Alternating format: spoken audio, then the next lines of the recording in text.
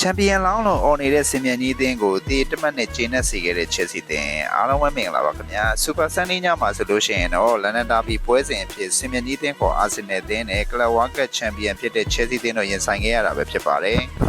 ဒီပွဲစဉ်မှာဆိုလို့ရှိရင်ပွဲချိန်မိနစ်30ကျော်မှတင်ကလေးကိုတယောက်ထုတ်ခံခဲ့ရတဲ့ချက်စီအသင်းဟာဆိုလို့ရှိရင်စင်မြန်ကြီးအသင်းကိုကောင်းဆုံးကစားနိုင်ခဲ့ပြီးတော့1-1ဆိုပြီးတီးကြခဲ့တာပဲဖြစ်ပါတယ်ဒီပွဲစဉ်လေးကိုပွဲပြီး review လေးပြုလုပ်ပေးမှာပဲဖြစ်ပါတယ်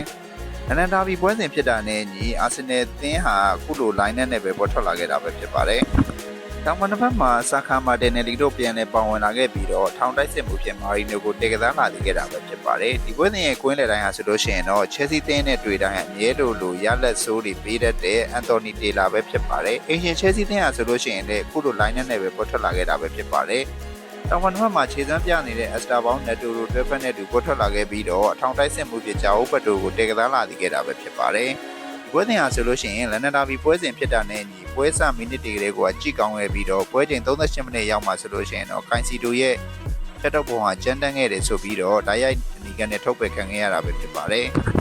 တမန်ပိုင်းမှာဆိုလို့ရှိရင်နှစ်သင်းသလုံးဟာဂိုးမသွင်းနိုင်ခဲ့ဘဲနဲ့ဇီးဇီဆိုပြီးတေးကျနေခဲ့တာပဲဖြစ်ပါတယ်ဒုတိယပိုင်းပွဲစမိနစ်မှာလည်းချက်စီတင်းတို့ဦးဆောင်ကိုရရှိခဲ့ပြီးတော့တောင်ကံဘောကနေမှတဆင်နောက်ခံလူစန်တာဘက်ချာလိုဘက်ရဲ့ခေါင်းတိုက်သွင်းကိုနဲ့အတူချက်စီတင်းတို့ဦးဆောင်ကိုအခုလိုရရှိခဲ့တာပဲဖြစ်ပါတယ်ချက်စီတင်းဟာဆိုလို့ရှိရင်စင်မြန်ကြီးလိုခေါ်တဲ့အာဆင်နယ်အသင်းကို10ယောက်ထဲနဲ့ကစားခဲ့ရပေမဲ့လည်းအကောင်းဆုံးကစားနိုင်ခဲ့ပြီးတော့ဦးဆောင်ကိုပါသွင်းယူနိုင်ခဲ့တာပဲဖြစ်ပါတယ်ပွဲချိန်မိနစ်80ကျော်မှဆိုလို့ရှိရင်တော့စင်မြန်ကြီးအသင်းတို့ခြေပါကိုပြန်လည်ရရှိခဲ့ပြီးတော့အဲ့ဒီခြေပါကိုတော့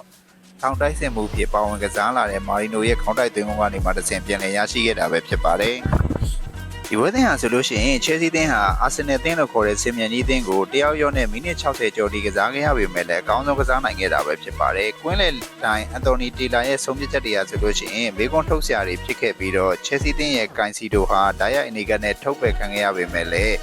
အာဆင်နယ်အသင်းရဲ့နောက်ခံလူချာလိုဘက်ကိုဒရောင်းနဲ့တိုက်ခဲ့တဲ့အခါမှာဆိုလို့ရှိရင်တော့အဝါကတာပြတ်သားခဲ့တာပဲဖြစ်ပါတယ်။ဒါဘီပွဲဖြစ်တာနဲ့ညီနှစ်ဖက်သင်းပရိသတ်တွေဟာလည်းလေးတိုက်ကျန်းခဲ့ကြပြီးတော့ချန်ပီယံတွေကိုမှရွေးပြီးတည်တဲ့ချက်စီးသင်းဟာဆိုလို့ရှိရင်ချန်ပီယံမဖြစ်တဲ့စင်မြန်ကြီးအသင်းကိုတော့တေးတမတ်နဲ့ဂျင်းနဲ့စီခဲ့တာပဲဖြစ်ပါတယ်။နီးပြနှုတ်ရဲ့စွမ်းဆောင်ရည်ကိုကြည့်မယ်ဆိုလို့ရှိရင်လည်းနီးစနစ်ဆရာအာဒီတာဟာစင်မြန်ကြီးအသင်းမှာ900သီးဆက်ကင်ခဲ့ပေမဲ့လည်းအမြင့်ဆုံးဖလားဆိုလို့ FA ဖလားနဲ့ Emirates ဖလားလောက်ပဲရရှိခဲ့တာပဲဖြစ်ပါတယ်။နီးပြအန်ဇိုမာရက်စကာဆိုလို့ရှိရင်တော့ကလပ်ဝါကပ်ပါဝင် Conference League ကိုပါရယူပေးထားတာပဲဖြစ်ပါတယ်။